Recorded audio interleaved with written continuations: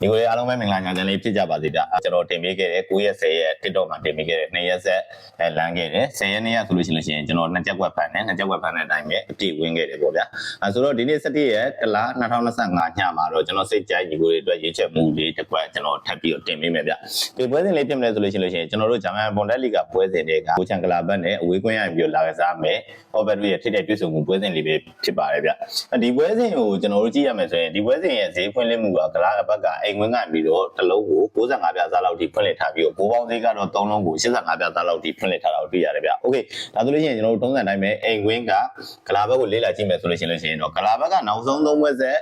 လုံးဝရှုံးနေထားပြီးတော့ဒီညအိမ်ဝင်းမှာတကယ်ဆိုလို့ရှိရင်နိုင်ပွဲပြန်ရှာရလာမဲ့အနေထားဗျ။ပြီးတော့ကလာဘက်အဲ့ခံရမဲ့အသင်းရတယ်တစ်ဖက်ကအော်ဘက်ကိုကြည့်မယ်ဆိုလို့ရှိရင်လေအော်ဘက်ကကလာဘက်တက်စားလို့ရှိရင်တော့အစားရအနေကြတဲ့အသင်းတစ်သင်းလို့ပြောလို့ရတယ်ဗျ။ဆိုတော့ဒီပွဲမှာဖွင့်လှစ်လာတဲ့ဈေးဆိုတော့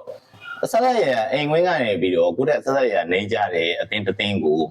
ကလာဘက်အနေနဲ့နိုင်ပွဲလေးပြန်ရှာရမယ်ပြီးတော့နောက်ဆုံးနှစ်ပွဲဆက်ကလည်းဘိုးဘောက်ပျောက်ထားတဲ့အနေအထားမှာကလာဘက်အနေနဲ့ဒီကအိမ်ဝင်းမှာနိုင်ကိုနိုင်ရမှာဗျာဆိုတော့ဒီချိန်မှာကျွန်တော်တို့ဈေးကိုပြန်ကြည့်မယ်ဆိုလို့ရှိရင်ကလာဘက်ရဲ့ဈေးကတစ်လုံးကို65ပြားစား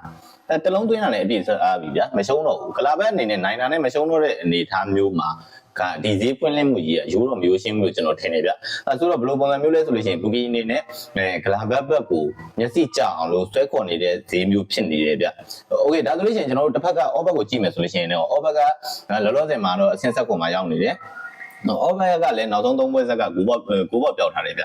ဆိုတော့အော်ဘက်ရဲ့ခံစစ်ကလည်းနောက်ဆုံး4ပွဲမှာဆိုလို့ရှိရင်6ဂိုးထိပေးထားတဲ့အနေထားဆိုတော့အော်ဘက်အနေနဲ့တန်းဆင်းဆုံးရုံအားရှိနေတာကတော့အမှန်ပဲဗျဆိုတော့ဈေးပွင့်လင်းမှုကိုကျွန်တော်တို့ကြည့်မယ်ဆိုလို့ရှိရင် body ဈေးအနေနဲ့တစ်လုံးအပြည့်နီးပါးစားဖွင့်လှစ်ထားပြီးကိုပေါင်းဈေးကတော့3လုံးကို85ပြားစားထိဖွင့်လှစ်ထားတယ်ဗျဒီဈေးတန်းကိုကြည့်မယ်ဆိုလို့ရှိရင်တော့ကိုပေါင်းဈေးပေါ့ကိုပေါင်းဈေးက3လုံးကို85ပြားစားဖွင့်လှစ်ထားတဲ့ဈေးတန်းကိုတော့ကျွန်တော်ထွေထူးမပြောလို့ဗျဘာလို့လဲဆိုလို့ရှိရင်နှစ်သင်းစလုံးထိတ်တွေ့ဆိုရမယ်နှစ်သင်းစလုံးကနောက်ဆုံးပွဲတွေမှာကအကုန်လုံးကကိုပေါက်ပျောက်နေတာဖြစ်တဲ့အတွက်ကြောင့်ကိုပေါင်းဈေးအနေနဲ့3လုံးကို85ပြားစားဆိုတဲ့ဈေးကတော့